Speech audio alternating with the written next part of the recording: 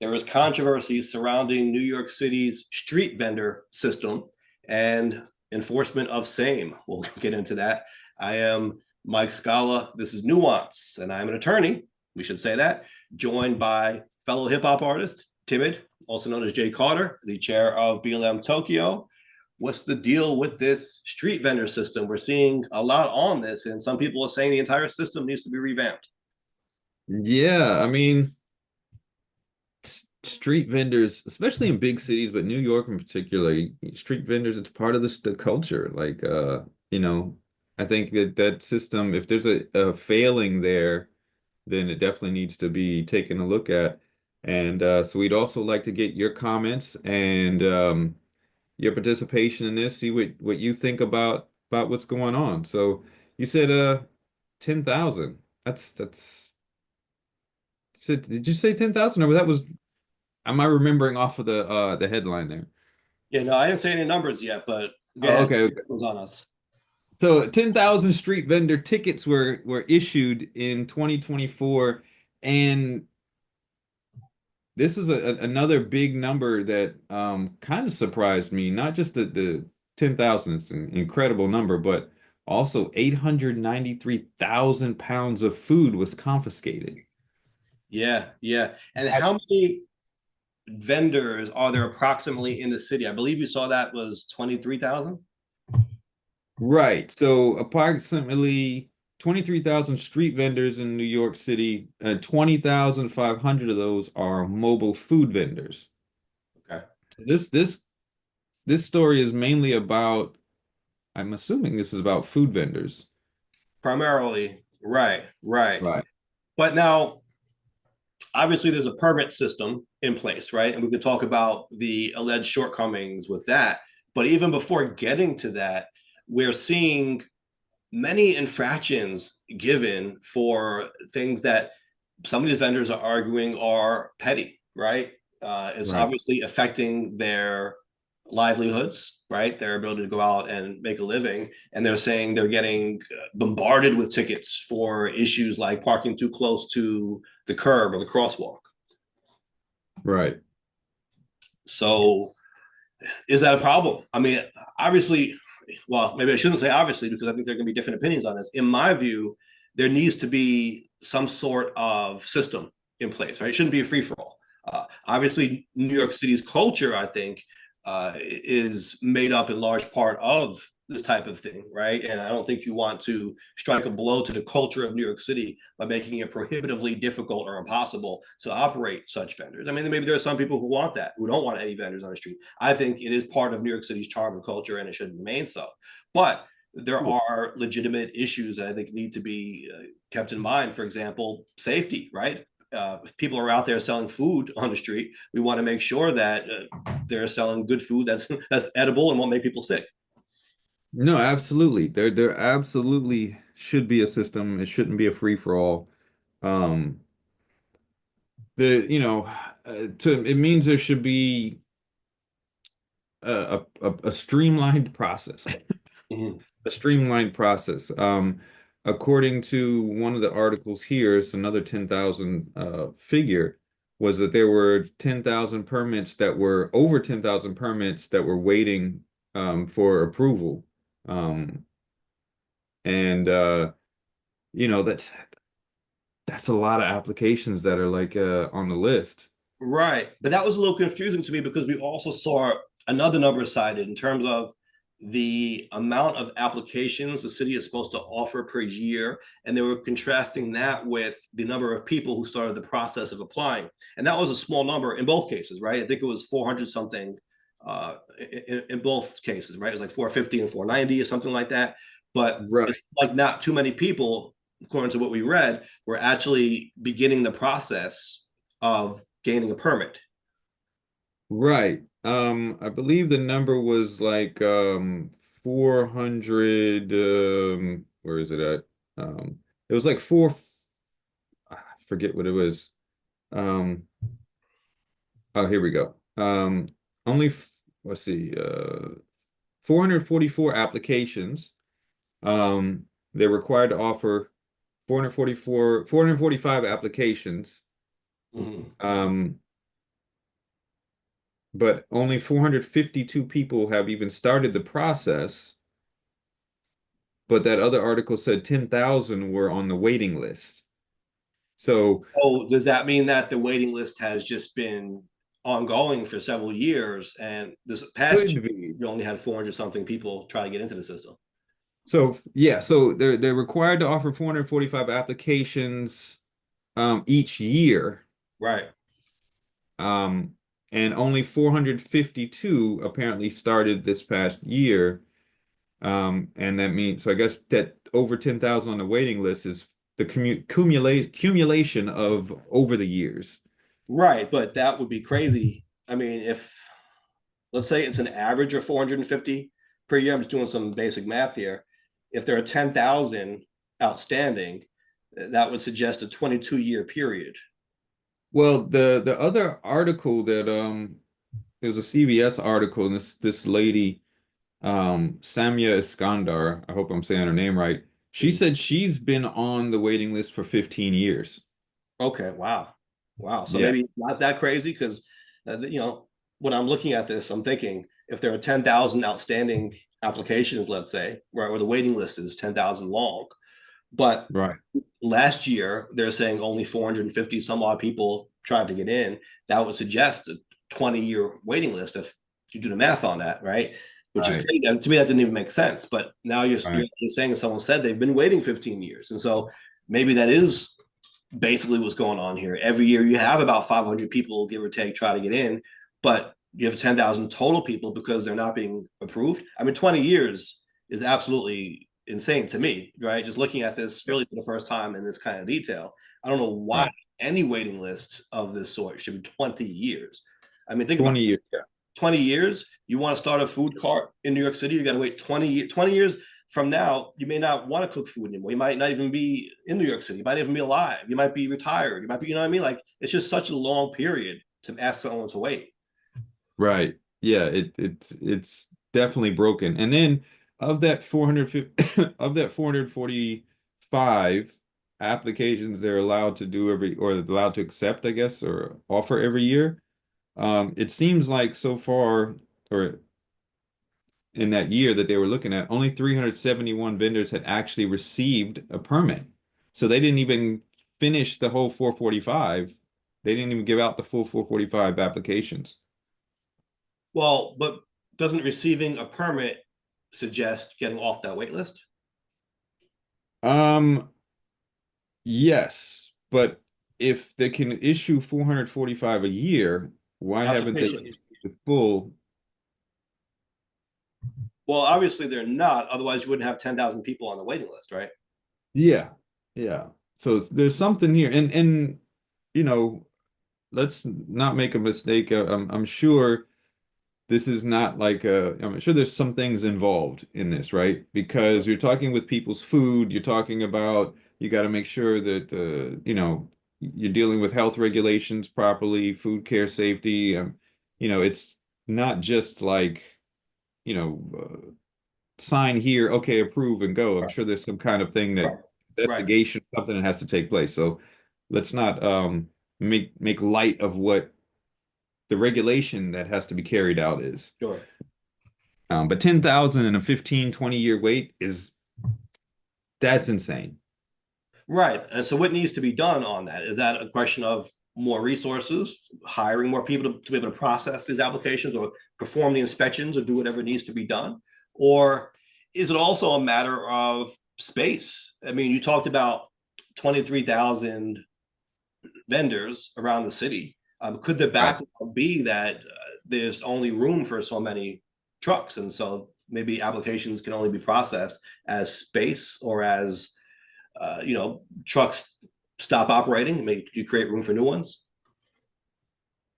Nothing seems to indicate why it's taking so long. And in this article, um, they asked Mayor Adams, like, what was taking so long in the rollout? Why was this, you know, an issue? And he kind of gave a non-answer. Hmm. His response was, I personally believe no matter how many permits we put out, there's still going to be some illegal activity. So that doesn't answer the question of what the issue is. Right. So that seems to suggest his priority is not on the permits. He's basically Right. saying we can give out permits, we don't give out permits, whatever we do with the permits, there are going to be people doing illegal things with these trucks, right? Or violating some kind of regulations or codes with the trucks. And maybe that seems to be the focus more instead of prioritizing actual permits. Let's crack down on people who are running these trucks unlawfully in some way. I don't know. I think I, it's such a non-answer that there should have been something.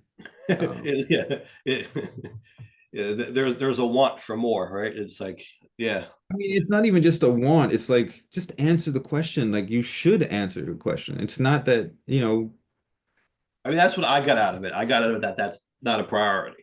Because also, if you read the articles, they mention that many of these fines, and in some cases, are even criminal violations, right? So many of the infractions against these trucks are not about whether they have a permit or not, right? Like we mentioned, there's Right. other things that some might consider petty, like you were too close to the curb or what have you. And in some cases, let's be honest, it isn't petty, right? For example, around here, sometimes people make arguments that trucks are impeding the flow of traffic, or maybe they're blocking a driveway, right, or a parking lot, or something like that. Now, Sure. Absolutely. Absolutely. we can have discussions and debates on how genuine people are being when they make these, because I think sometimes they're just anti food truck for whatever reason, and so they're trying to find ways to attack them, right? But that doesn't mean that the underlying concerns are not valid per se, right? There could be valid concerns there. For example, if they are blocking a path, traffic, a driveway, whatever the case may be, well, then that's an issue. Now we can go back to what should the solution be, right? Should they be fined into oblivion? Should they be forced to move? Should there be criminal consequences, right? I mean, I think these are the kinds of discussions we should be having. Again, I don't think the answer should be let's try to force them out of business necessarily, right? I think maybe we should be looking at ways to allow them to exist, but if they're not willing to follow the rules, then something needs to be done about it as well. Right. I think also we have to consider like it's a pretty big responsibility to protect the public as far as food safety. So just allowing vendors to continue even if they're not, under the guidelines can be a big risk. Sure. But that's, I think, a bit of a separate issue from you're going to try to force them out because of where they're parked. They're parked too close to Right, absolutely. the. Yeah. Yeah. I don't get that one. I don't understand that one. Now, they're parked too close to the curb. I don't get that. Now, if they're parked too far away from the curb, to me that Right. says you're blocking traffic, right? Too close to Right. the curb, I don't see What's, what yeah. violation that would be. Right. I mean, I'm thinking more in terms of a curb cut, right? Like you're not leaving space for cars to get in or out of a driveway or a parking lot or something like that. Could Or be. or a crosswalk, right? You're interfering with pedestrians' ability to cross the street, things like that. I mean, don't forget Right. also the lines that form outside these trucks too. And so the That's location true. of the truck isn't the only factor to consider. It's also now where you're drawing people to stand and congregate. Right. Now, to kind of highlight the point that you're making as far as like some of the various in violations or infractions, this article mentioned that this one vendor had received over 160 Hmm. different violations, Yeah. like 160 tickets. Right. Um, that's And the vendor crazy. is complaining about it, right? Now, you might think that people would be complaining, how dare this vendor violate the rules 160 times? The vendor is complaining that they've been, I guess, in their view, harassed, right, by this law enforcement 150 times. But let's do the math on that, right? So it's 160. Yeah, he received 160 tickets from 160 tickets from NYPD Hmm. This says including more than 20 criminal tickets. Right. So doing some quick math, if there are 23,000 trucks, you divide that by 160, that gets you to 144 approximately. So 144 what? You're talking about vendors? so if there are 23,000, but obviously not all of them are getting tickets, but I'm just saying if that were to be the average, right? Let's say the average amount of tickets each vendor gets is 160. 23,000 trucks divided by 160 would get you to 144. Right. So, uh, This is interesting here. In the article, it says, the MIPT issued, the 9,376 tickets to vendors in 2024. mhm. However, the majority of these summonses, 67.5%, were issued in the second half of the year. Right. And so So there what was it seems something like, in here about COVID, and I think that's part of why this has been a shock to the system because we heard during COVID enforcement was ramped down, and now it seems like on the other side of the pandemic things are yeah, back up, right? And so people are feeling it a lot more now. But it, my question to you is: so you talked about some of these tickets are criminal, or some of these violations now are they're not just fines, right? But they're potentially criminal or carry criminal penalties. Should that yeah. be part of the system or not? Because I know there's an effort to stop criminal penalties against these food trucks or Well, vendors. it would be hard to answer that without knowing what criminal accusations are put on them. You know what I mean? Like, what are they doing that's considered criminal when Well, it deals? no, right. But what if it's just a matter of not paying their fines or Right. being fined a whole lot, right? Like we just fined you 10 times for the same thing. And now we're going to ramp it up to a criminal penalty because the civil penalties aren't working. Right. Um, I mean, at some point, wouldn't you have to ramp it up if they aren't, if you keep ticketing them over and over and over again? At some point, would you not have to be like, listen, you're apparently not getting it here. You keep violating this over and over again. At some point, we have to impose a higher or stricter penalty. Now, that doesn't mean that So, they're yeah. doing something completely wrong. Like this vendor is claiming that they're just being harassed. Yeah. And he even said that, the police don't harass other types of vendors. They just keep harassing us. So Right. And there are political considerations here. I mean, I've seen things like that, like, if a truck in a particular location is not favored by the political class of the neighborhood, let's say, right? You right, get pressure put on the precinct from people who have influence in that neighborhood to go after that, right, to crack down on that truck. Whereas maybe the truck down the block doesn't get that same scrutiny, right? They right, may actually be committing more violations, but they're not being put under that same scrutiny. And so there may be an element in some cases of vendors being harassed unfairly, right? That certainly could be right. what's at play here. But if they are doing something that is against the law or against code or regulation, that's still valid to go after them for it. The question still is, Right. does it have to be a criminal penalty? I mean, could the penalty just be they have to cease operations? But you would think that that would be like, if they're violating all this, then why wouldn't that be the penalty period? That also allow more people to potentially get off the waiting list or for more trucks to be able to be put out there and have less Right, competition, right? I mean, if you have a few trucks, let's say, and this is just like crude math, we said like maybe let's say there are 144 trucks getting 160 fines each. I don't know, but whatever it is, if you get rid of the bad actors, does that right, allow more people then to come in who want to follow the rules, follow right, and want to do it the right way, and right, not be in competition with the bad actors? right. Yeah. So what do we do here? Like there's clearly some kind of a breakdown in the system, but at the same time, this is nuance. We got to look at the other side as well. At the same time, I'm sure there's a flood of applications. Sure. Um, so how do you weed through that Right, many right. And applications? so I'm But I still, guess they only do 400 something, 445 a year. that's what Oh, they're supposed to do. But if there's a 10,000 backlog, they're then not doing it. right. But that would also suggest to me that maybe the priority should be to clear the backlog first. I would think so. But then what about the people who want to start a business today? Like Right. you say to them, oh, well, now you got to wait until we clear Well, this.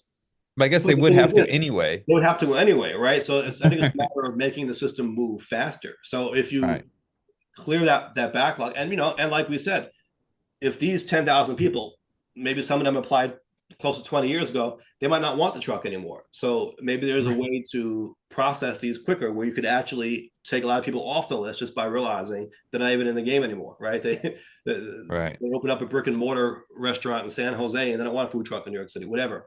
So maybe that's a resources issue, getting through that backlog. And then once you clear Yeah. that up, then I think you have the capacity, hopefully, to process the new applications quicker. It sounds like it could potentially, I mean, from the limited information that we have or the assumptions we're making, it could be partially a resources information. Right. It could be a data management issue. Um, I don't know how complicated the approval process is. According to the article here, apparently it's a two-part process.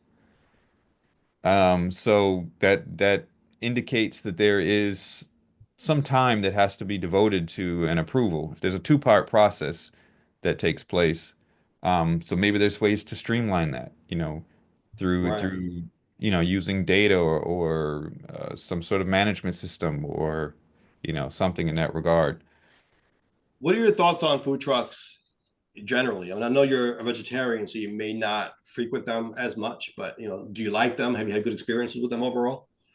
Yeah, I mean, I'm a fan of food trucks. I think they provide a good service, especially, you just out walking and there's a thing there you want to pick up something, like a pretzel. I'm not even a big fan of pretzels, but I've purchased pretzels from them before. Yeah, yeah. And I haven't had a bad experience, like thinking Yeah, like, oh, yeah, this me food is neither. bad. Right, right. I wish we had more in Queens, right? I think people commonly associate it with Manhattan, and you go a certain place, Right, Midtown Manhattan, they're everywhere, right? In right, Queens, they have halal trucks, but I wish there were more. Sometimes I got to drive, to the next neighborhood, or sometimes maybe it's closed. I got to go even further than that, right, 20-minute drive, whatever. It would be nice to see more of them. Now, listen, I think there's a balance, like with anything in life, right? It's not like you want a food truck occupying every square inch of the street. But right. what I mean? But it would be nice that, I certainly think we can afford to have more in this part of the city. But then again, maybe the food trucks are trying to go where there's the most traffic, and so maybe they're all trying to get into certain spots of Manhattan, and no one really wants to be in this part of Queens because traffic is more few and far between. Right. I in I get the bulk of my food truck experience was probably in Hawaii. Okay. So they had food trucks that would park outside of the high school Mm. every day, like during lunch and after school. It'd be parked outside. And we'd line up and go there and you get like, your noodles or your candy or your drinks and this and that. And yeah, I had no bad experiences whatsoever. You would expect them to be near, like out there in Rockaway, like near the beach, something like that. The fact that you Right. have to drive somewhere to go to a food truck is kind of counterintuitive to what a food truck is supposed to be. That is true, but it's also the character of this neighborhood. Sure. It's right. It's more, I guess you call it suburban in character, in that it's more spread out, and people are Right. driving to where they're going. They're not just really walking as much. So Right. that is part of it. Um, yeah. Shout out to James in the chat, by the way. What's up, James? Have you had any experience with food trucks, good or bad? He made a comment here. He said there's a guy on YouTube who reviews the hot dog stands in the city, and some of them just sell awful looking stuff. Like the hot dogs look green or black and the rolls are moldy. Yeah. Uh, last time he said last time he got a hot dog from a guy in the city, it was partially frozen and the roll was stale. Wow. You know what I So mean? And he's with so probably many one of those guys that got violation tickets. right, right. And with so many people trying to get in the game, it seems, right? With this Right, backlog that we're hearing, that really shouldn't be an issue. You should have right, people coming in who want to do this the right way, right? And we should be able to right, shut down the people who aren't doing it right, especially if they're going to put people's health at risk. That's not good at all, right, right? right. So I think that needs to be a focus. Now, when it comes to the criminal penalties, I don't know. I mean, I think you made an interesting point. If someone is not taking the civil fine seriously, it would stand to reason maybe that at some point it gets ramped up to a criminal violation. But Right. we're also hearing from a lot of these vendors that they feel like they're being harassed and treated unfairly. Right. So I think that goes into the equation as well. I generally speaking don't want to see people being faced with criminal charges for trying to sell hot dogs. I mean, and, you know, unless they're truly doing something that would rise to the level of criminality. I mean, are they trying to poison you? You know, that maybe throw them in jail, right? But Right. you know, I Yeah. think generally speaking, we should be trying to work with folks and handle it civilly, right, if we can. Sure. Now, one aspect of this that we haven't mentioned yet is the immigration portion, where Right. an estimated 95% of people who operate these trucks are immigrants. And Right. there is concern amongst this community that if they apply for permits, right, if they put their names on record, that could be a problem with them in light of this administration's stance and posture concerning immigration. Right. And I think it's a valid concern. Um, I do question one of the questions I have is are they legal considered by the administration legal immigrants? Not that that matters because Right. we're seeing that the administration is still going after those who are quote unquote legal immigrants. But you think there's a kind of a conundrum there, right? If they're afraid to apply by putting their name down because they're worried about what the position this administration is taking, um, and so they're worried about the some kind of consequence from that. On the other hand, operating illegally could also bring that consequence or Sure. bring that heat down. So it's like you got two situations where it's potentially a bad decision either way. Mm-hmm. So that Right. makes it that makes it pretty tough. They And I feel like think, they're catch 22. I think, you know, what's good about immigrants, and like I said, a lot of them are 95% or whatever immigrants. What's good about this is they're trying to create gainful employment, Mm-hmm. small business, and small business opportunities. They'll have employees. Some are self-run, some get busy enough where they need to hire at least a person. We should encourage this type of thing. Right. I agree. I agree. And that's part of why I said I think it's central to the culture of New York City and even Queens, right? Because we think of Queens as being the world's borough, so many different cultures, right? So diverse. And I think that is one of the ways that we see that on display. And I think we celebrate it. You know what I mean? I actually, Right. come to think of it, I made the observation about the Ground Zero Mosque. Remember that? The Ground Zero Mosque? Yeah, there was supposed to be a mosque like right across the street or something that they were Right. trying to put up or they did put up. Right. And there was a lot of controversy over it. People were saying, well, maybe they have the legal right to do it, but it's insensitive. It should be uptown. I, at Right, right. the time, was actually part of protests because I was in favor of it.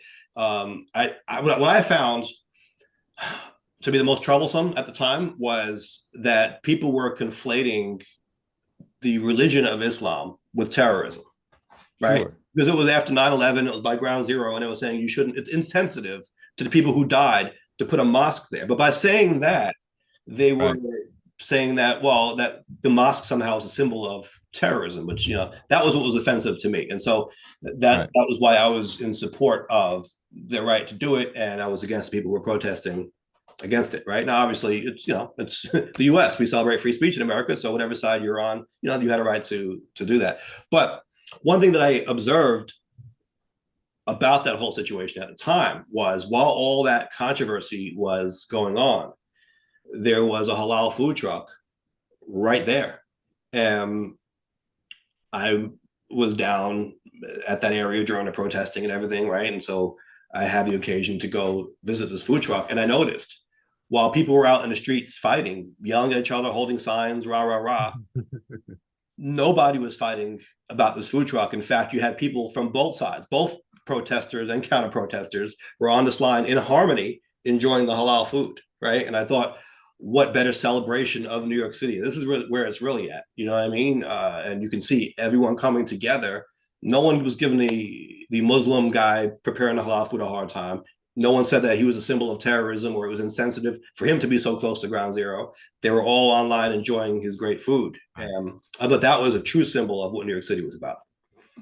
Yeah, it's like take this example and apply it to what's going on over here at this Right, protest. Like, can we just chill right, out, take a beat? right. We're all enjoying I don't know, what is it, shawarma or It's I don't chicken know, over whatever it rice, is. ham over rice. Yeah, Yeah, we're all enjoying this halal food. You know, what's kind of crazy to me? This is protesting basically um that culture while eating their food. right, right. Take it back to That's your crazy. protest line. I'll take it to go with you eating from the cart while you're saying it's insensitive for them to be there. Yeah, like that's crazy to me. That's like let's just take a beat. Like, relax.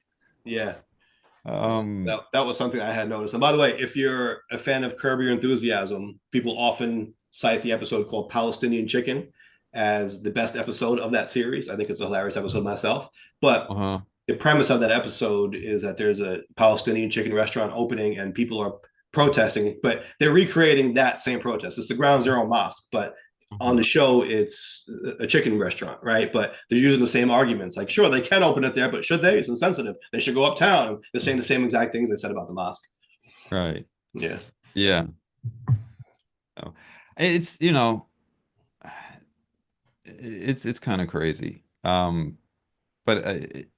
I wonder if there's how I can alleviate the backlog or the amount of work necessary to make um the not just approvals but evaluations, because I mean they have to evaluate and take these applications seriously.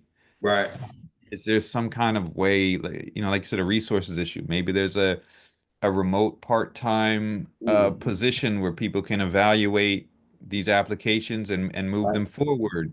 A That food truck czar, right? Sometimes we'll see mayoral administrations appoint. I mean, listen, Eric Adams had a rat czar, right? And people laughed about that.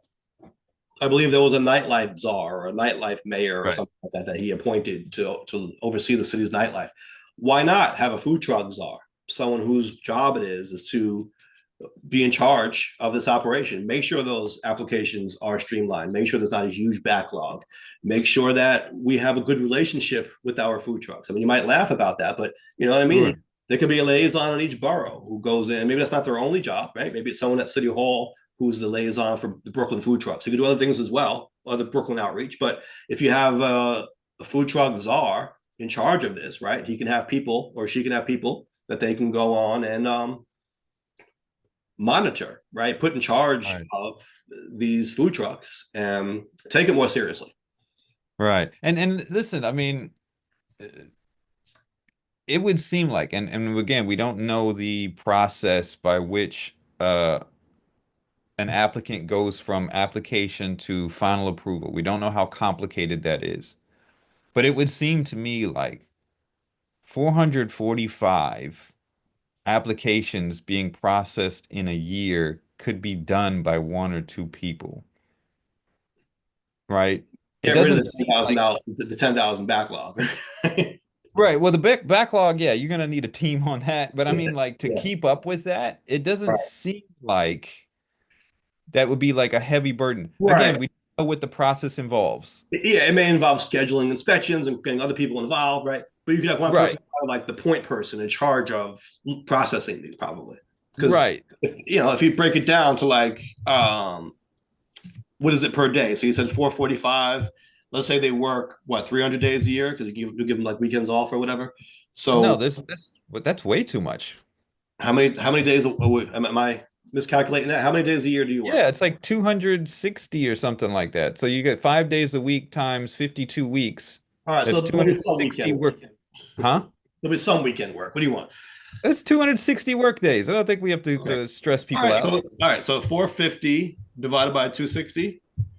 So that's like 1.7 per day, like almost two applications per day. That sounds very doable, and I could be Sounds doable, naive. If you put two people on it, right? They could do it one per day. sounds very it sounds very doable to me. Um, now, and before we move on to the next point, I wonder if they're like to think that you have to wait, even if let's say everything works smoothly and you can get through 445 a year, even a year wait for the permit sounds a little excessive to me when you're talking about someone trying to start a business and provide income for Right. themselves and others. Is there is there a possible way to give like provisional permits that can be done quickly? Yeah. Right. Right. Like we said, we just want to make sure that they're not going out there and poisoning people. Right. So Right. I don't think you want to tell people, well, you can open up whatever truck you want and we'll get to you when we get to you. Maybe 6 months down the line, we pay you a visit and give you a health inspection because you might have killed 10,000 people by then. Right. Yeah. Something's got to be approved Yeah. before going through. And I'm sure there's probably similar process to how they make sure that restaurants follow, health codes and stuff to some degree. Right. All right. Well, Well, yeah. Yeah, no, I agree. We need to do something about this. And just the fact that there's a backlog of 10,000 and a 20-year or 15 plus year wait list in some cases seems outrageous. I Uh, wonder if like an independent group approached the city and say, "Hey, listen, let us handle you know, this backlog to try to speed through this." Yeah. If that could be something that would be viable to help the city get through it. Because if it's a resource issue, maybe a small team saying, "Hey, look, we'll dedicate." Well, yeah. Either way, right? Whether you do it in house or you outsource it, it probably just Right. requires directing more of the budget to that end, right? Right. Oh, So, all right. I wanted to vent actually on a personal level. We're talking about these food truck operators uh-oh. getting these tickets and these fines unfairly. So check this out. I want to talk about my own parking ticket that I received that I am in a process Oh, of fighting. Now, it's only a $35 ticket, so I know people would ask why bother, why not just pay it? It's the principle, right? And it's about the principalities of things here. yes, and it's not about me, right? It's about other people. I want to fight this because I don't think anyone should be hit with a fine like this unfairly. Now, Mm, this was in Forest Hills. Um, Normally, when you park on the street and they've got the meters, right? And right. they encourage you to use the app. It's like NYC app or whatever parking app. Uh, Okay. Normally, it goes till 7 o'clock p.m. Right after 7, you usually don't have to pay anymore, but that's not always the case. Of course, in more crowded areas, they want to get you later, right? If there's a nightlife scene, maybe they're like, let's get that revenue from these late parkers. So, all right, Right. in this particular zone, it was 9 a.m. to 10 p.m.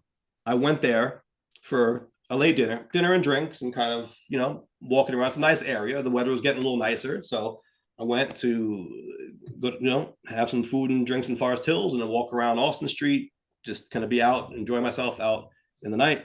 Well, I got this ticket here at 9:24 p.m. But here's the issue: when I went to Uh-oh. park, right? Uh, First of all, the only meter that I saw on the street was far down the street. So it wasn't like where sometimes you'll see like, oh, there's one here, there's one there, there's one right across the street. It was like I was looking around, like, where is the meter? Where okay, it's like way down there. So I walked all the way down the block to the meter, right? I go there and it says meter out of order. Now let me Okay. I just took a picture of this, but here's what their claim. This is actually You kind of got picture. You brought evidence. well, yeah. I mean, if we're doing this, we're doing this, right? So uh, I saw meter out of order, and I thought, okay, meter out of order. That means that I can't pay. You know what I mean? You can't do anything about that, and so you're not gonna get a ticket for parking there. Again, I came in late. I came in 9:24 p.m. and you had till 10 o'clock. So about a half an hour window where you could still, under normal circumstances, you would still pay. But because this meter was broken, there's just a half an hour then. So we were outside the period. And in that half an hour period, I couldn't have paid with the meter anyway. Right. So I went to have dinner, drinks, right? Walked around a bit, came back and discovered the ticket on the car. That's when I went to go take a picture of the meters because I didn't think in my head that I was going to get a ticket for parking there, given that the meter very clearly said out of order, right? And so I went to take a picture. Now, the issue, I guess, that they're trying to make of this at this point is that the timestamp on the picture was technically the next day because when I got back to the car, it was a little after midnight. Okay. So let me see if I can pull this up so I can show you and everyone real quick what this looks like. Here it is. So let me zoom in a bit. This was a picture of the meter. Can you see that? It says 12:39. That's the time, I assume? That was the time. And can you see where it says meter out of order? No. There's a better one. It's Hold a on. little blurry. I took a couple pictures. Here's another one. This is actually a lot clearer.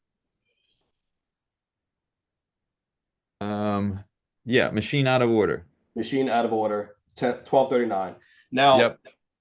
if you look on the top right corner, it says the date as well. You see that?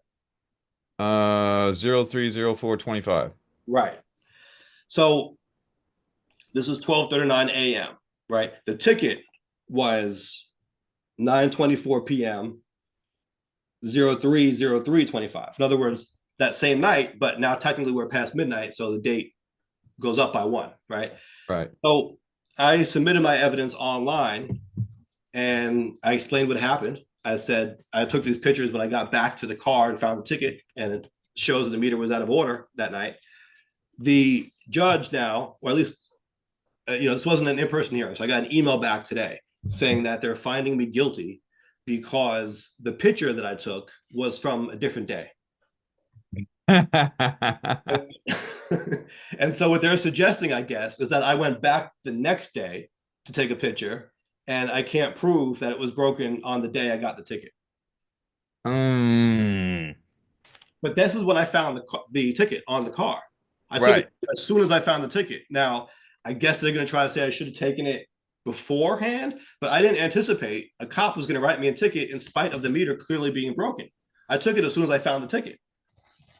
And I wouldn't, now something like that, I would want to argue in front of a judge Right. because that's something that you can make, you want to be able to make that case and they can make a reasonable, like Yeah. be able to explain what you just said right there. Like just sending them a picture Right. doesn't doesn't give the whole story. That just, Except that I okay, it was wrote a it different though. day. I wrote it and I swore to the court in my statement, right, that Right. I took these photos as soon as I returned to the vehicle. Right. Now, we have established that this is a late night ticket, relatively speaking, right? 9:24 p.m. It's after the normal time. Like I said, normally it ends at 7 o'clock. All right, these are later ones. Why? Because people go to these particular restaurants later. They eat Right. Sure. Sure. a late dinner, they have a drink, right? It closes late, it closes after 11 p.m. or whatever. And like I said, took a little stroll around Forest Hills, got back to the car, and I found this. So to me, it's not unreasonable that I would get back to the car at 12:36 a.m. I mean, what is he Right. saying? What really are they arguing here? That I went home, I went to sleep, and I woke up at midnight and went back the next day? What are they even trying to say? The time Right. was a couple of hours after. I mean, it's just when I got out the restaurant and went back to the car. Right. Now I'm wondering if the judge didn't even notice the time. Maybe they just looked at the date. Yeah. I don't know. So I am appealing. So what is the what's your avenue here? How would you fight this? Well, I'm responding to what the judge wrote in the decision, which is that I didn't establish that the meter was broken on that date. I'm Hmm. saying that those photos were taken when I returned to the vehicle, and you can look at the timestamp, and then it isn't just a matter of the date. In the decision, the judge doesn't mention the times. he just mentions the date. He's like, this ticket was on March 3rd, and your pictures are from March 4th. Therefore, you haven't proven the meter was broken on March 3rd. So I'm going to bring in the whole time thing. I'm going to say Right. this ticket was written when I was in a restaurant at 9:24, and I discovered it on my windshield after midnight when I got back to the car, and that's exactly when I took the pictures. I took the pictures as soon as I got the ticket. You know what I mean? Like, I think that's the proper thing to do. Right, right, right, right. So, Um, and we'll see what happens. I mean, if I got to pay $35, I'll pay $35. But I think it's worth the appeal. Like I said, out of the principle, I don't think that's a fair ticket to give somebody. right, right. So I Yeah. agree with you. All right. Well, Well, good luck. too bad you're not the judge. Yeah, it sounds very reasonable to me. I mean, I would, be like, come on, like it's the same night. Like, come on, chill out. Yeah. Yeah. Yeah. Hey, listen, I proposed last week that I'd be given a judgeship. You know, I'm willing to serve in that capacity. Let's do it. You're willing to sacrifice I'm yourself. willing to sacrifice in that capacity. I'll wear the robe and everything, Okay. you know? So, Not even the end of the month. You think sometimes it's the end of the month they're trying to get their tickets off by any means. It's the beginning of the right, month. What are they doing? right. And you know So, what? Policy wise, I mean, maybe this needs to go into this as well. I know they want revenues and you can look at it cynically, but if you're being fair, if you're being fair about this, the police should check the meter to see if it's broken before writing tickets. agreed. Agreed. But then even if you say that, then they Mhm. could dispute that and say, well, when I checked it, it wasn't broken. Right. And I guess in order to truly protect yourself in a case like this, you should take a picture prior, right? That Mhm. probably would have been the best way to preserve that evidence. Taking that picture before I even got the ticket, just in case I got the ticket. And that would suck. Like, you know, but I guess, I mean, before you got the ticket, did you know it was broken? Yeah, because I went to try to pay and it said broken. Okay. It said Yeah, I meter out of get order, which is why I said, okay, I'm good here. I only have another half an hour until it's 10 o'clock anyway, and the meter says out of order, so we're fine. right. You know what I mean? Which I think is what most people would say in that case. It says out of order. There's only half an Right. hour anyway. We're good. I wouldn't think a cop was going to come and write a ticket in that half an hour and not notice or not care that the meter was broken. He was following you. He was watching you. Yeah. Yeah. All right. So we will be appealing this, and I'll let you guys know what happens on appeal. Dun dun dun. Yeah. So- All right. Well, Yeah, we had a poll, we did have a poll last week. and Uh, we understand there are ongoing appeals with that case as well, right? right. So the poll last week was in regards to Mahmoud Khalil's arrest. Um, he is a legal resident, green card holder in the United States. He's a Palestinian activist and a Columbia University graduate. He was detained by federal agents, and there's been threat of deportation, even though he hasn't committed any crime and he does have First Amendment protections. So our poll question was, should lawful residents who haven't been accused or convicted of a crime be eligible for deportation? Right. And so the results here were 91% said no, 9% said yes. Okay.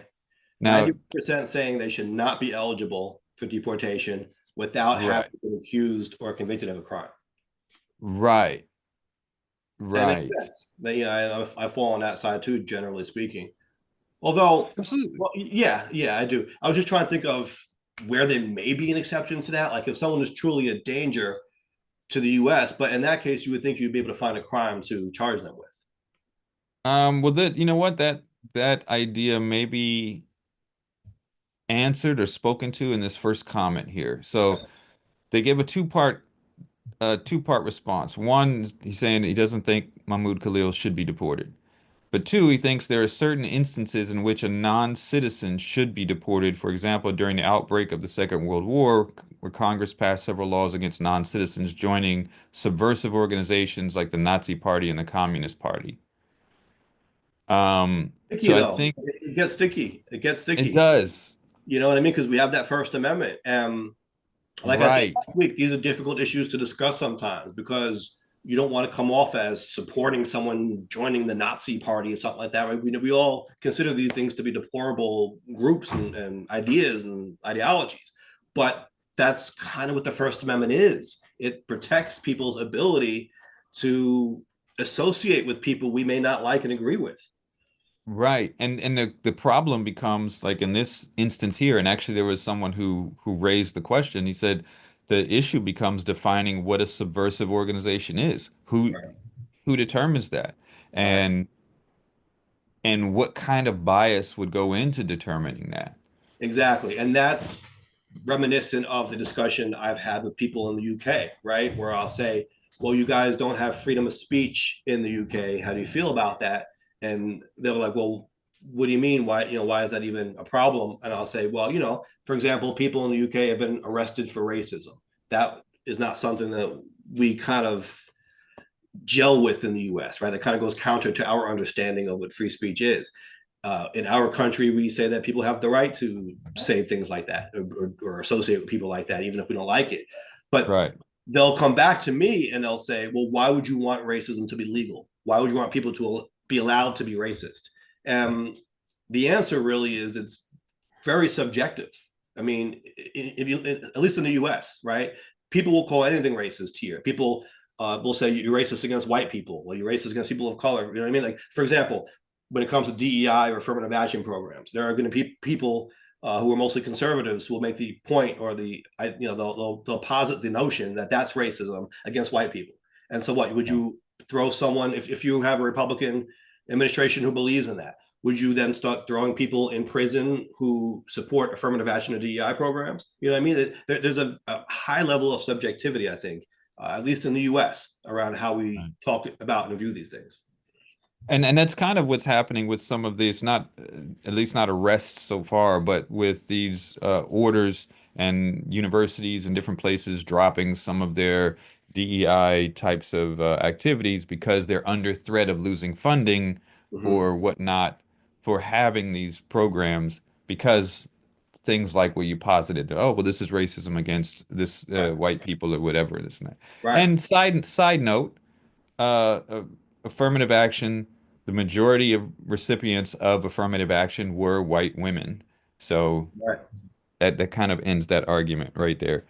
Um, Well, yeah, but even if it's a majority, they're saying to the extent that it discriminates against white people or whatever. You know what I mean? Like, even if it's not the majority of it, it's just the fact that it's happening. They'll say is a form of racism.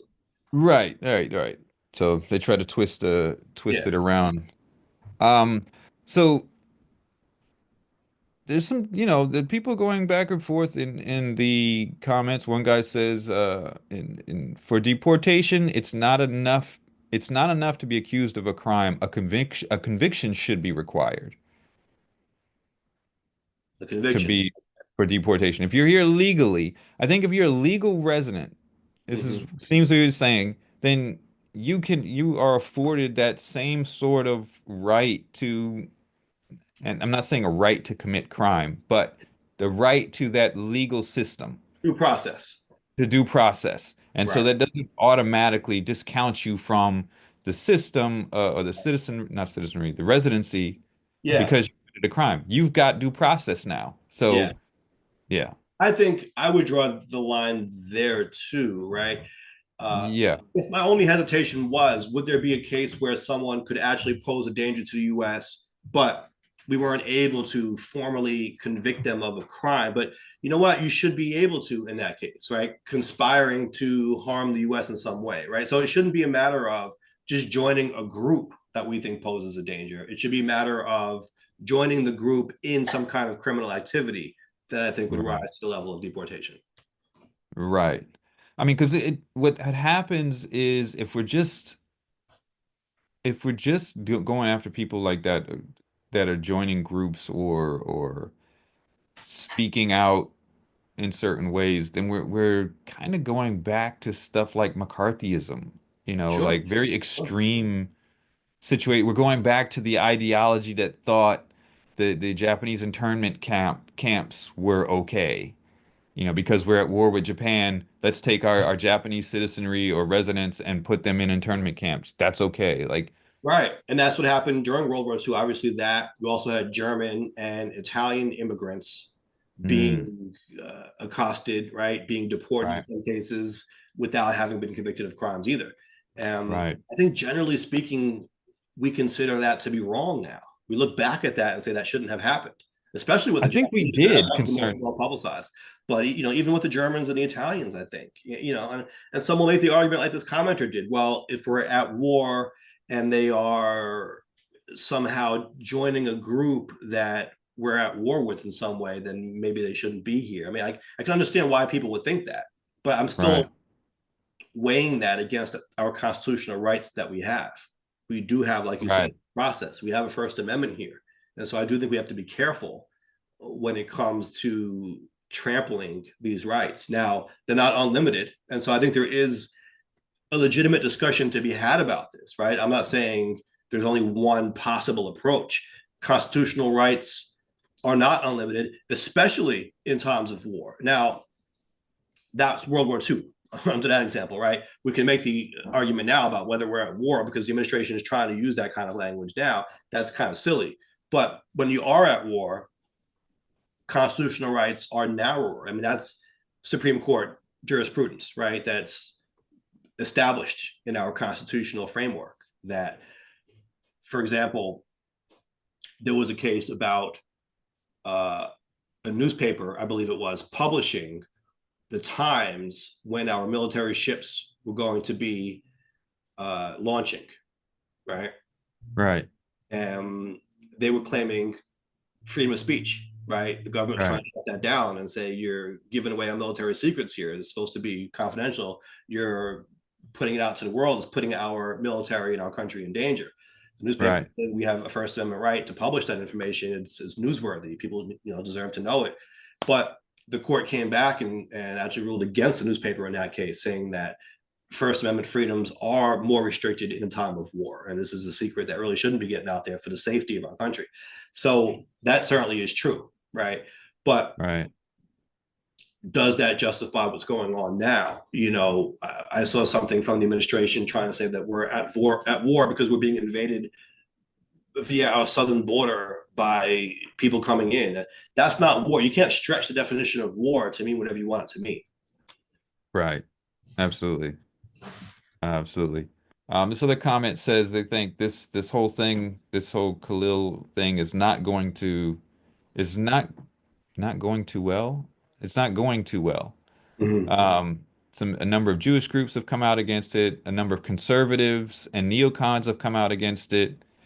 Um, Someone from the National Review has also opposed it. So even some of the MAGAs and some of the conservatives are saying this is a bit too far. This guy says whatever his private views are, publicly he's playing by the rules. During the protests, he obeyed the laws and the university rules. He avoided inflammatory rhetoric. He's hardly a poster child for those who deserve deportation. Um, I do believe the strategy here is that if they can pull this off with that whole he's subversive because we say he is, that worked so well for George W. Bush and company after 9/11, then they can start running the boards. Right. And I think we kind of touched on how this could be just a one of the I think I referred last week to one of those things where you just poke at something to see if we can get it passed. So if this is able to stick, Mm-hmm. that opens the doors for a lot of problems. Right. Right. I agree. I agree. And that's why it's so important to fight it now, regardless of Right. our personal feelings on what he's saying or who he's allegedly associating with. It's just the principle of it again, right? Getting back to the ticket was $35. It's not about that. It's not about $35. It's about the Right. principle, right? So I Right. think you can say the same here that Yeah. we need to be standing up for constitutional rights and the rule of law and democracy, Yes. checks and balances, right? And all of these things. And so I think that's why these fights are so important. Yeah. So, and people are trying to, I saw a post here, someone, they posted that we brought up last week, that literature that was made from the Hamas media office. And they're Mhm. saying this is literature that was distributed at rallies that were organized by Khalil. I don't know if he organized them, but if I remember right, the news story we read last week that he attended, I don't know if it said he organized, but this said literature distributed at rallies organized by Khalil was produced by Hamas. That could be a sufficient violation to provide a legal basis for the revocation of his green card. Hmm. I don't know if that would be, even if he did pass that out personally, Right, if that would still be cause for revocation and deportation. Like he's still free speech to do so. right. And if you are trying to narrow constitutional rights on the grounds that we're at war, which by the way, we'll get to even where that comes from, which is kind of crazy because I touched on that last week too. But if that's the rationale here, you still have to be careful about what war you're speaking of. So we said it was a flimsy rationale to talk about being invaded at the southern border. But even if that's what you're going with, that has nothing to do with Hamas, right? Right. So deporting someone who has allegedly some kind of ties to Hamas because you're trying to protect the U.S. in a time of war. Well, what war? The war at our southern border. What does that have to do with Hamas? So how are Right. you using that to justify narrowing his constitutional right in that particular case? Right. We're Say not that at in all war. cases now we can just deport whoever we want because of that war that you just say that we're in. Right. We're not at war with Hamas. We're not at war in that region. Right. So, yeah, it's very it's a very trying time. Now, um go ahead and get into what this that invocation of that law You're right. is So relates to this. yeah, so last week I was saying this reminded me of John Adams, right? The second president of the US, who had the Alien and Sedition Acts. And I said that was very unpopular in the US. And he Mhm. actually lost re-election to Thomas Jefferson, in large part because of how unpopular that was, right?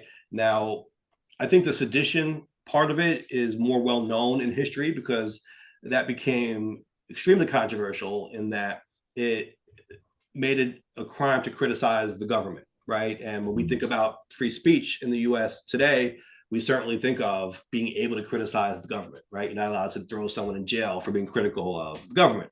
So that was a big part of it. But the alien part, right? It was the Alien and Sedition Act. The alien part of that was what actually has been invoked by this administration. And I was bringing it up almost facetiously last week, right? Because I said this is so ridiculous. It reminds me of this crazy 1798 legislation that led to John Adams losing because it was so unpopular even back then, right? Pre 1800.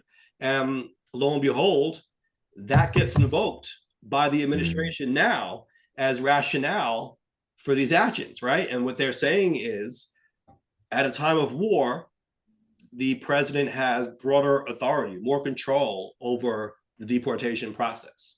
And it goes back to what we just said. Wait a minute, at a time of war, obviously Congress hasn't declared war, but even if you're going to look at war more broadly, what are we saying? What war are we citing here? Right.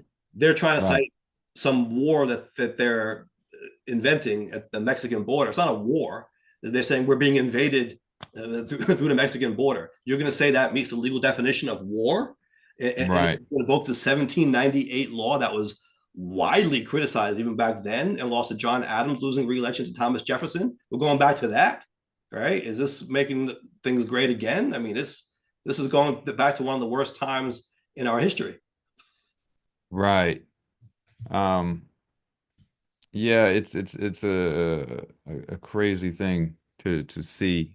Um, and there's a lot of, you know, with that act and invoking that, a lot of other crazy things could pop up that I don't think we want to, we don't want to go down that road. Right, right. Um, And like we said, there is validity to the idea because this is nuance, right? The sure. Supreme Court does consider rights narrower at a time of war. And that is why you're seeing things like this. That's why you're seeing them try to find a way to call us at war. Unfortunately, and I think we saw this with the Bush administration, sometimes what you get is military action as a way then to justify domestic legislation Right. that is an overreach. Because what you say Right. is, I can do more, right? That we saw that with the Patriot Act. We can The do Patriot Act. right. We can do more to go against your rights, or your rights don't count as much because these are extraordinary times. Because we're at war and we're asking everyone to sacrifice a little. And like we said, there is some constitutional validity to that notion generally, but it doesn't mean that you can just make up a war or try to distort something to fit your definition of war, or you know what I mean. Just do whatever you want, which is what we're seeing here. Right. And then, in that case, bringing up the Patriot Act, the danger becomes that becomes the new normal Right. when it's, Right. and, the Patriot Act was put in effect during the Bush administration, but didn't go away until like 2020. That means Continued by Obama. Yeah. Obama continued it, Yeah. Trump didn't do anything about it to change it like till 2020. So when you got these extreme things that go into effect and then become the new normal, that can be an issue. Right. Right. And I do think we need to push back on that and just call it out for what it is. You know what I mean? Like, Right. hold up. It's like being a referee and throwing a flag on the play, right? Like, you can't do that. You can't do that. Should people in Congress get flags like that and a whistle? I mean, should it be the people in Congress or should it be us? I mean, and Yeah. really, it's up to Yeah, the it should be judge. us. Right. It should be us, and it should be people bringing lawsuits and allowing courts to put a stop to it, which, to be fair, we are seeing in many cases, right? We know we have critiques of the judicial branch and the Supreme Court, but we Mm. are also seeing pushback. We're seeing many courts come in and put a stop to a lot of what's going on. Yeah, but as with any sort of court case or any issue or topic, there are different avenues that people can take to Right. try to work around it, to try to negotiate around it, and make it seem like it is a legitimate concern to go around or a legitimate viewpoint. And so, And then it gets used politically to say, like, well, we tried to do it, but because of those stupid court cases, we couldn't get everything done. right. So, and I think we're seeing in some cases that even the system is being used against the system. The system is Um, being used against the system. yeah, it's kind What of, do you mean by or that? they're using the system to get around what it is that, let me see. It's kind of being used against itself, Mm. right? Um, for example,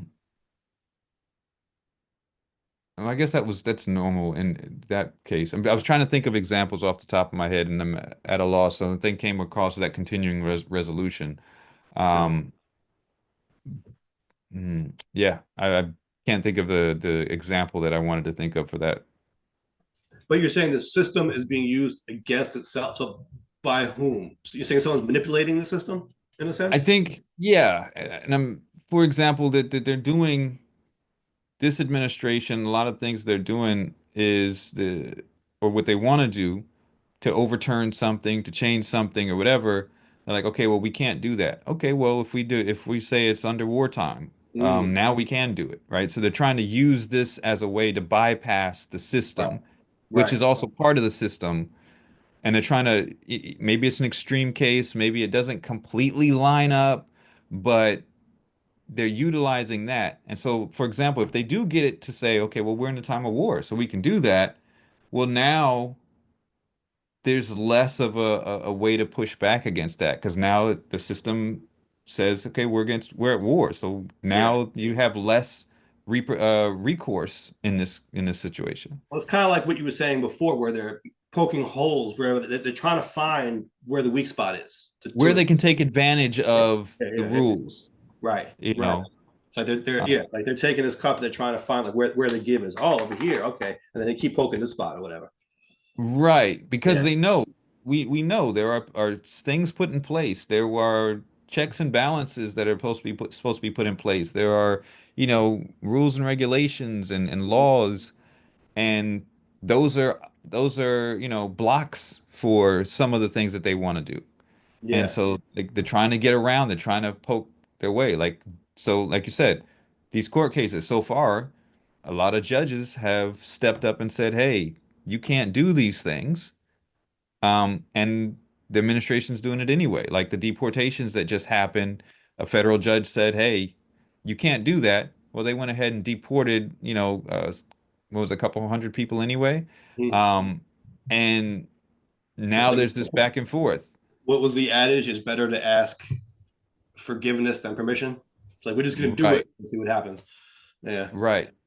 So Well, listen, you got to keep fighting back, and that's yes, maybe I'm absolutely. biased because I'm an attorney, right? But I look at the court system as a good avenue to do so, especially when you are seeing results there. Not perfect, right? Not always what we want. And Right. like you said, sometimes I'll even be in contempt of these court orders, but Yes. at least something is happening there. And it's just a way to say, listen, we know that you control the reins of power politically now, but there are still Right. rules.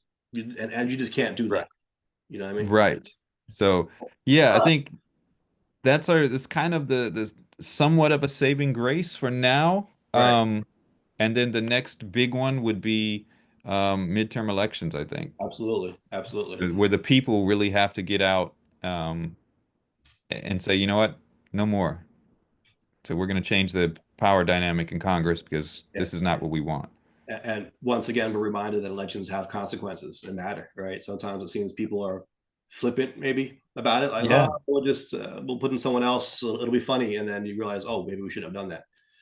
Right, right. And we've acknowledged before that we can understand how some people can even get to that Right? mind state because people can be pushed so far or feel that like the weight of the world is on their shoulders and they want relief. And so they vote for someone and expect like relief is going to happen immediately Yeah. and it doesn't happen. So then the next time it comes up, like, you know, well, we're going to go for the other side because this side didn't do what they said they were going to do. And discount what happens in between. The vicious cycle. Right. So, Well, all right, we don't have too much time, but we do want to put out another poll question for next week, and so yes. I wanted to have a quick discussion on this topic because I think it's interesting from a political philosophy point of view, maybe. I know there are different ways of looking at this issue, and it's come up in different iterations in the past. I know I've dealt with it when I ran for office myself. So the headline here in City and State is Progressive Group calls on Democratic City Council candidate to return money from Republican donors. Now you've got a candidate, Maya Kornberg, running for City Council in Brooklyn. She is running in the Democratic primary against the council member Shahana Hanif. And you've got this Mm, progressive group backing the incumbent who is now calling on the challenger to return donations, which were made by contributors who also gave money to Trump and other Republicans. And so I guess they're mm. saying if you truly are a real Democrat, progressive, whatever, right? It's like some kind of purity test, it looks like. If you truly think you meet the standard, whatever that is, then you shouldn't take this money at all.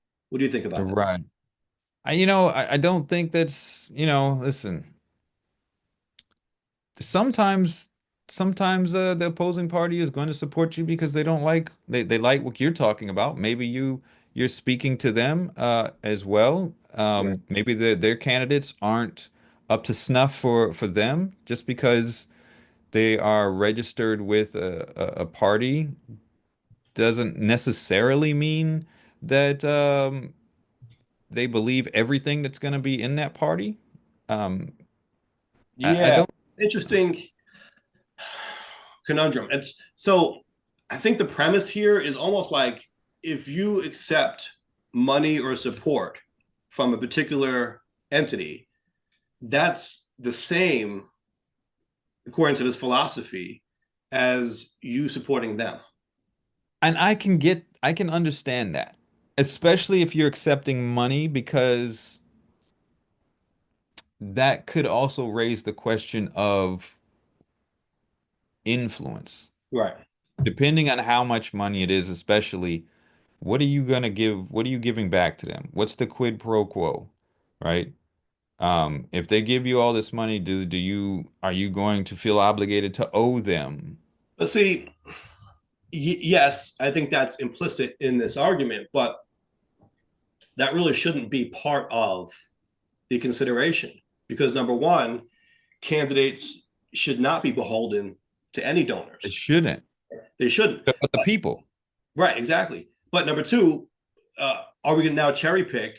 Because that's part of what they're saying in response here. So, right? why is it only an issue when it's people that we don't like? I mean, if you're going to say that people who give this person money are going to have some kind of influence over them, wouldn't that apply to anyone who gave them money? So then it's like, Joe Blow down the block. Maybe we think he's not as much of a threat as some of these others, but whatever, whoever it happens to be, if you're arguing that it's going to create some kind of unfair influence, well, then anyone will be able to get that by giving them money. So why does it matter who it is? It would be wrong if anyone gave them money, if you take that to its logical conclusion. Right. Um, yeah, I think, and to also look at it from the side who would like to have that money returned, to think they should give that money up. Right, right, If we look at it from that point of view, it could also be an integrity issue for them. Like, okay, you're claiming to be this, but you are accepting money from them, then you're not who you say you are. And I can see that angle too. okay. But we need to also understand how campaign contributions work. I mean, there's a difference between soliciting money from someone Right. and just receiving it, right? And Sure, maybe that sure. should be part of this discussion also if you're really trying to have a serious discussion on this, right? If you have a website with your issues on it and a contribution link, maybe people are going in and giving you money that you never asked in the first place. Right. So when you say accepting money from them, I mean, it just magically appears in your account at Right. that point. So you haven't really accepted it. I mean, I guess the argument is you're accepting it by not returning it, right? But it isn't like you affirmatively said, I want to take your money. Well, I think, and right. And in that case, like you said, if it's on the website, donations, and I think a lot of donations probably happen that way, especially the smaller donations. Um, Not as many as you would think for a local race, though. But yes, it does happen. I mean, most of it is solicited. okay. Yeah. So in that specific case, Yeah. um, that would mean to not do that, that they're asking basically the candidates to go through each donation they receive that way, one by one, to find out how those people voted before. Right. Exactly. Exactly.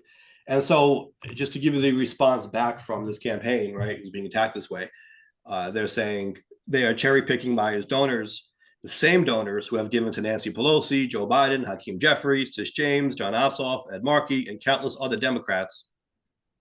Maya is a proud Democrat supported by Democratic voters and clubs in the district, including the Independent Neighborhood Democrats, the Central Brooklyn Independent Democrats. Maya is proud of her lifelong history of being a fighter for progressive values, democracy, and standing up against Trump for the last 10 years.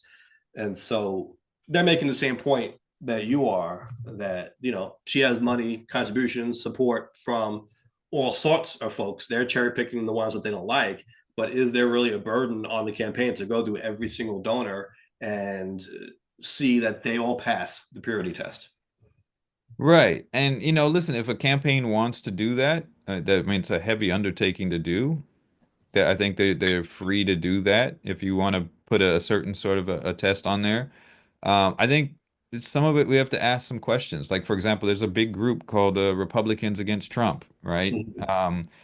If they donate to a Democratic candidate, and you look in their voting history prior to joining that group, they probably voted for conservative parties. So now that they're still a Republican, and they're voting or donating to Democrats because they don't like the direction that the current party's going, do you discount that donation or their Right. support? Right. Right. Yeah. And also, should it matter? In other words, are we being divisive here by demanding that candidates only accept support from people whose values all align with ours? Isn't that Right. the opposite of trying to build a coalition, right? I mean, this goes back to this idea. Just because you support me doesn't mean I support you, or certainly not everything that you stand for. So maybe we're aligned on one thing, right? Maybe it's a city council race. Maybe they like this candidate's position on a local project in their neighborhood, right? Maybe they're for certain development, the other candidate is against it, and that's what they want to support. They may very well have different opinions on presidential politics or on anything else, right? Right. National issue, abortion, taxes, I don't know, anything. But they agree when it comes to this local issue. As a candidate and as a campaign, are you to say, I don't want your support, I don't want your money, I don't want your vote, I only want people to support me who hold all of my values? I mean, maybe that's a plausible campaign strategy in parts of Brooklyn in certain areas. I don't think around here that would be. I don't think you could really win a campaign in South Queens by narrowing your base of support that way. You have to kind of bring people together who have diverse interests. Right. Now, on the flip side, at the same time, I can see cases where that could be warranted. Like, for example, if I were running for something and, you know, known members of the KKK had donated to my campaign, I would not accept that money. I would be like, and I found out, like, Yeah. yeah, I'm gonna return that money. You know what I mean? Um, So there's a I limit. There's a line. Yeah. sure, sure. There's a line, but and it's a but that's a personal line, right? Right. So, um, and I would imagine there are a lot of candidates would have the similar types of views in certain cases for certain groups or certain people who have certain views. Sure. So, yeah, I think there can be an argument for it, but in general, I think this idea, you want to bring people together. You're looking to bridge, um, make a connection between people that might think differently Right. because Right. we do all have some common ground on Sure. things. And that's the thing. I would probably look at it like a positive thing, right? Like, let's say there was someone out there who had a different ideology from me, usually. They usually vote a different way from me. They look at things differently, Sure. looking for different candidates. All right, we're not aligned politically. But then when I run, if I spark something in them, right? If I inspire them somehow, or if they're Uh, like, you know what? I usually don't vote for Democrats, but I'm going to support Mike because I like what he's talking about. I will look right. at that as a good thing, right? Like, oh wow, Sure. like, I'm able to build this bridge, and maybe they'll start changing. They'll start thinking differently about things if they Right. supporting me, right? Maybe then they'll start listening to what I have to say, and then maybe their way of thinking might be changed. Like I'm like the bridge, like I'm like the gateway to them experiencing a new line of thought. And so I will look at it Absolutely. like I'm doing a good thing, as opposed to, oh, we don't want you over here. So you say we don't like you because you voted the other way. You know what I mean? Like Right. to me, that's almost self defeating. Right. And like we've said before many times, a lot of the opposition, a lot of people in opposition share common beliefs. They just talk about it differently. And that's where the division comes about, or they talk about it with different intensity. So Right, if there's a way to, if the candidate is talking in a way that resonates with both of them, that brings both or all different sides to the same conclusion and makes them see, hey, look, we're actually talking about the same thing here, right, then that could right. be a good thing. Yeah. I mean, as I don't know, for me, as a candidate, I want everyone to look at me as the best candidate. Even if we disagree on 1,000 other things, we can agree Sure. that Mike Scala is best. I mean, you would think all campaigns would kind of have that attitude, right? Like we want everyone to think that we're the best candidate for this. So it's kind of weird to be like, well, we don't want your support. We encourage you to vote for the other person, which is what you're doing kind of by giving their money back. Yeah, and then, because ultimately, if you win, your job is to represent all of those people. Right. Exactly. Exactly. So, So yeah, that's so I guess that's the poll, right? That's the poll. Yeah, I want to get people's thoughts on this philosophically. I've seen it in the context of real estate developers. That was big in 2021. We Right. would go for these endorsements, and these groups would say, "Do you pledge to refuse money from any real estate interest?" And that kind of thing. So now Sure. we're seeing it when it comes to Trump and Republicans, and I'm sure we'll see it in different forms going forward. I think it's kind of a dangerous line to walk, but let's see what the people think. The question is, should candidates return campaign contributions from donors who also contributed to candidates with opposing ideologies? Now, do you think there's a possibility of a fear that those candidates are subversive candidates? They're just posing as, like for example, people are saying like Eric Adams, people are saying he's really a Republican in disguise, Mhm. right? Um, do you think there's concern over that brings out uh, partially brings out this idea of revoking support from opposing views? I think that the people who are putting this kind of messaging out there want you to think that, but I Mm, think it's mostly them trying to shame the other candidate and, let's be honest, have the other candidate with less money in the bank. I mean, obviously, sure. if you're running against someone, right? It's nice to say you shouldn't take that money, give it back. So then they're left with no money. It's not like the money's Right, being replaced. Are you paying for that money to be replaced? Of course not. You want them to have right, less right. money, right? So I mean, Yeah. I think it's ultimately a political strategy, but I think there is a philosophy that exists, and this might be symbolic of the divide in the Democratic Party currently. I think there's a philosophy that you have to be pure, right? Right. I think that you see that really more amongst the leftists or progressive, Yes. and then you Yes. have people who are more mainstream Democrats who say, no, listen, we're just trying to win elections, and we think once we get into office, we can enact some of these things that we're talking about, but in order to do that, we have to win, right? And Right. sometimes it kind of feels like there are groups who have these purity tests or these standards that they impose that can get in the way of us winning and getting the work done in the first place. Right. And that's, I've made this quote so many times in this past year. It's become one of my favorite quotes because it just identifies so much of what we've seen happen. And the quote, and I forget who did it, who created it, it was or where it came from, is uh don't let the perfect be the enemy of the good, Right. you know. And I put an addendum on that, not just the good, but even just the better. Right. And we saw that. Yes, right. I agree. But also when they say perfect, I don't think it truly is perfect. Right. I mean, uh, I think it's an unrealistic or an idealized version of what perfection is supposed to look like, but that's not Right. really being perfect. I mean, if you're It's sabotaging, naive. It's naive ideology in yes, many. yes, right. It's not perfection to sabotage your chances of winning an election. Right. And we saw that in the last election with I think a perfect example of the people who wouldn't vote for Kamala because of the statement she made on what's happening with between Israel and Gaza. Um, and so they either abstained from voting or voted from Trump, saying they couldn't support her. But he's in office now, and his position is even harsher.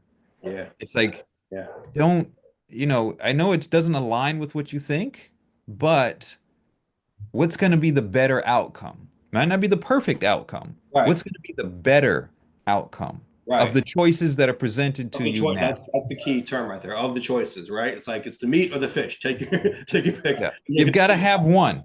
Yeah, right. Which one would you prefer, right? Right.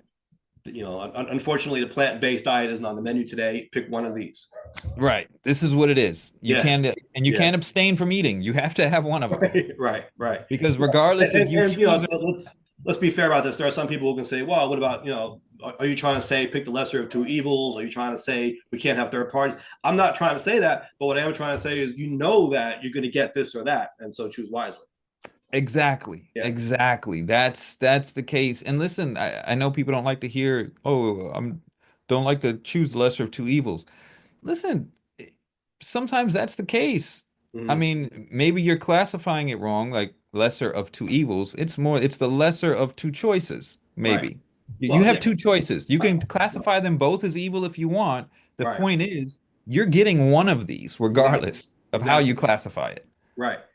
Yeah. I mean, it's kind of like I don't know, to be very crude about it. Someone has a gun to your head, or they're holding up a fist, and they're like, "Do you want me to shoot you or punch you?" Right? And you might be Yeah. like, "I don't want either of those." Well, one of those That's is going to happen, so you better right. choose the wiser choice. Right. Yeah, That's all it is at yeah, this point, you know. So, all right. Well, we'll see what the poll results are on that.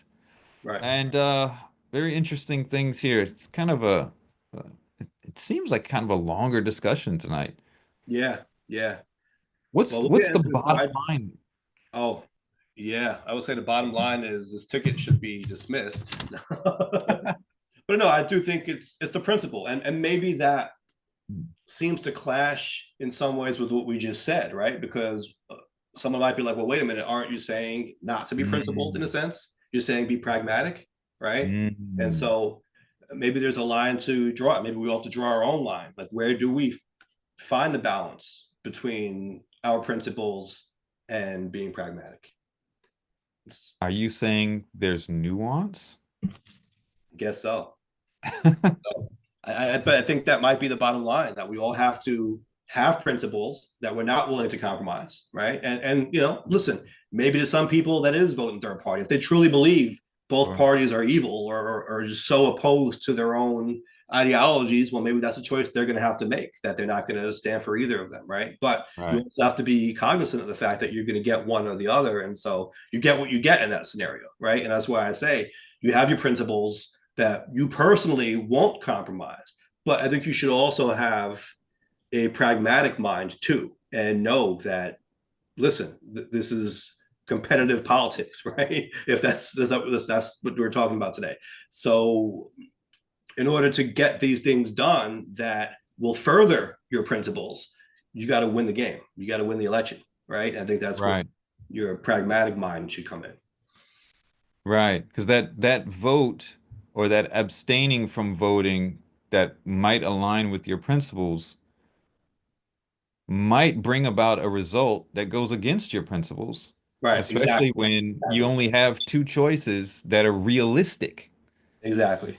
So you could be bringing about a situation, contributing to bringing about a situation that goes against your principles by trying to stick to those principles and being too rigid on them and not, again, looking at that the forest for the trees type of situation. Right. So, Somebody once told me, as an elected official, you want to have 20% of issues that you will not bend on. mm, These are your principles. This is what you stand for. These are your core beliefs. You will not deviate from those whatsoever. But that leaves 80% of room to negotiate. And so when someone comes to you and they say, we want to, I don't know, rename this post office upstate or whatever it is. Well, that might fall in that 80%. That's not really what you care that deeply about. Now, maybe you would prefer not to. You would think, I think the name is perfectly fine the way it is. But maybe you're willing to compromise on that in order to advance that 20%, right? Because maybe then you'll gain support from them over what you really want done. And so I think compromise does really tend to be the name of the game, but unfortunately, too many are unwilling to bend at all. sounds like we got a couple of bottom lines I mean, I think this it's all related though. I think it's all related. that's the Sounds that's good. right. That's the battle. It's the principle versus the pragmatism. Right. And so I think what we'd like to do is have people join in the conversation. They can catch us on YouTube at Nuance Show, Instagram, and other social media as well. And then everywhere where podcasts are available, subscribe to the channel, comment, and come back every week. Yes, as always, we thank you for checking us out. We've got work to do, and we'll catch you next time.